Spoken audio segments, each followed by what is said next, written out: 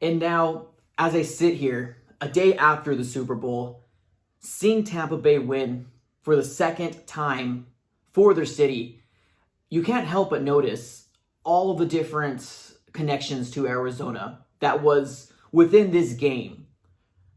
If you want to say the players, the coaching staff, players like Sam Ocho, Kevin Minter, Tyrann Mathieu, the Honey Badger, or even the entirety of the Buccaneers coaching staff, Bruce Arians, Byron Leftwich, and Todd Bowles, you really start to think, can this Arizona Cardinals organization bring a Lombardi to the great city of Phoenix?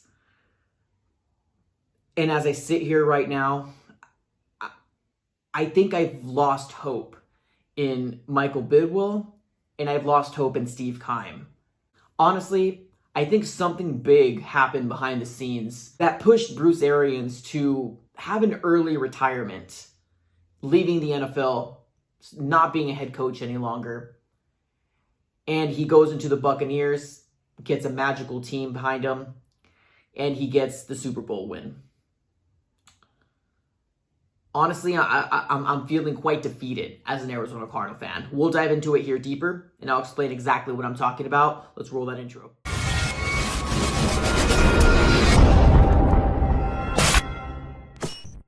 The first thing I want to say is a big congratulations to the Tampa Bay Buccaneer fan base, the city of Tampa Bay. You have won yourself 2 Lombardis, and definitely something to be proud of. Your team is absolutely amazing. Defense looked off the chain, really, really good. And it got to the point where Patrick Mahomes just did not know what to do offensively. So kudos on that. But I do want to go ahead and take this onto a different point of view, which is going to be Arizona Cardinals and why we're such a lackluster of an organization.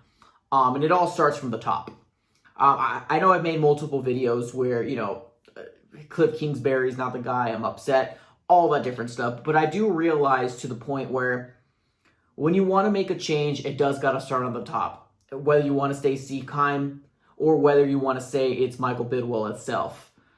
As we're sitting here right now, the number one guy of the whole organization is obviously Michael Bidwill, CEO, president, the owner of the entire franchise. And I felt as a Cardinal fan that we wanted to win between the 2014, 2016 time frame, anywhere of that time frame. I really did feel like our organization had a push and they wanted to make something happen for the city and for the organizations of the Arizona Cardinals. But for the past 2 or 3 years, with all the moves that has been made, it seems like we're trying to make the moves, but we're just 1 to 2 to 3 big moves away from being a very good franchise, and not just a good franchise for 1 year. And then we rebuild for 6 years after that. What I want to see with this Arizona Cardinal organization is consistency. I don't want to see a playoff run for 2 or 3 years, and then we rebuild for 6 to 7 years. I'm tired of it. I am done with it. I want to see some consistency with this organization, the way we draft players, the way we even pick up players in free agency. Because even the players we pick up in free agency, which seem to be pretty decent when we sign them, but they ended up being a very, very big disappointment when it comes to the regular season. And that's the stuff that we end up paying for as fans. Because most of the cap is going to a specific player for the 2 to 3 years that we're signing the specific player. But they ended up just falling flat and dropping a new goose egg. But back to the Bruce Arians situation. Bruce Arians ended up leaving the Arizona Cardinals, and I knew something was going on.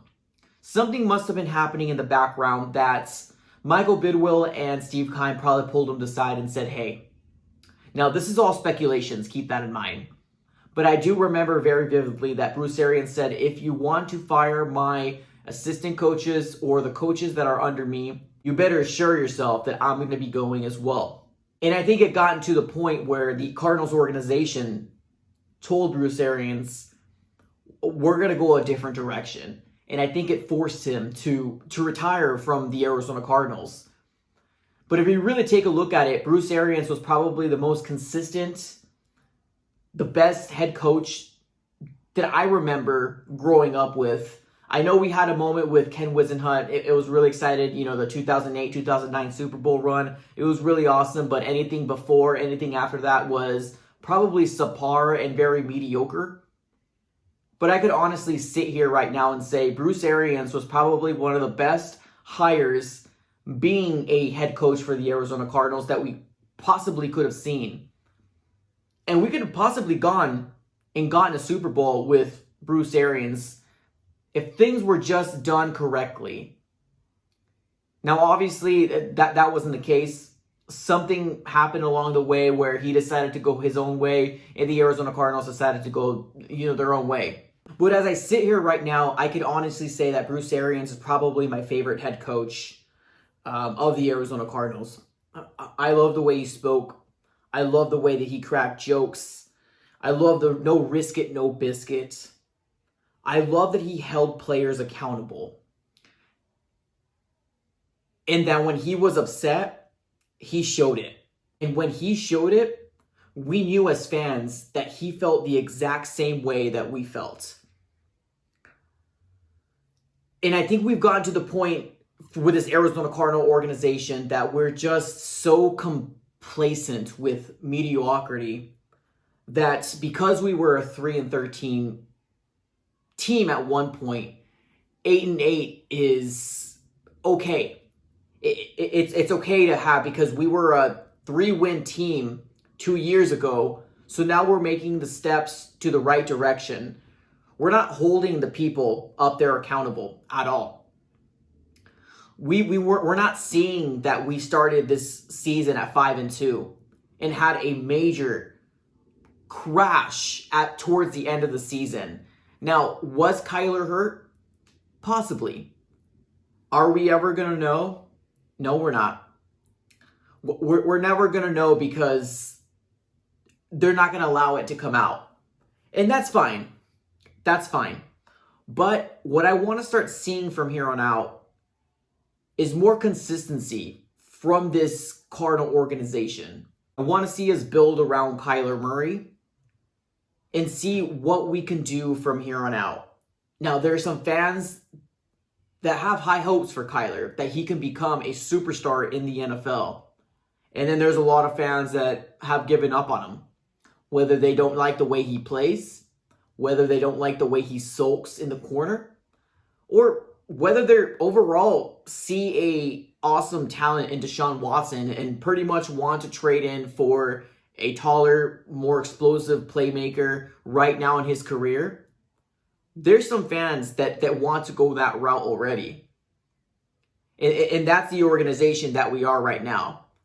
And the biggest reason for that is because the drafting of Steve Keim and Michael Bidwell allowing this to happen time and time again. We need to make sure that our draft picks hit. We need to make sure that our free agency signings are on the field all 16 games and making a positive production on the field. And we're just not seeing that. The type of organization the Arizona Cardinals is a wait and see type of organization. Carson Palmer was getting towards the end of his career. It was obvious. Didn't have a game plan.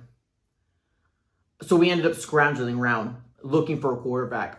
Ended up trading up for Rosen, which at that time seemed like an awesome option. Coming out of UCLA, everything was looking good. Excited, thinking that we got our franchise quarterback. And we obviously know the story of Josh Rosen. An unfortunate thing that happened to him. But as of right now, sitting in 2021, I do think that we made the right choice in moving on from him and going the Kyler Murray route. But I do want this organization, talking about the Cardinals, to be a little bit more aware of the holes that we need to fill.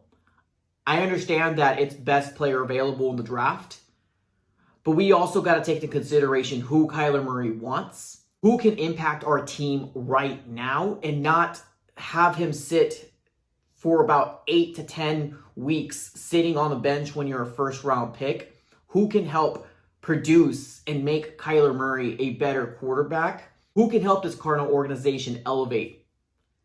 Who can help Kyler Murray elevate? That's what we need to start doing from here on out. This best player available thing, what has worked for Steve Keim isn't working right now. And something drastic needs to happen. Something big needs to change. And unfortunately, next year, I don't see it change at all. I really don't.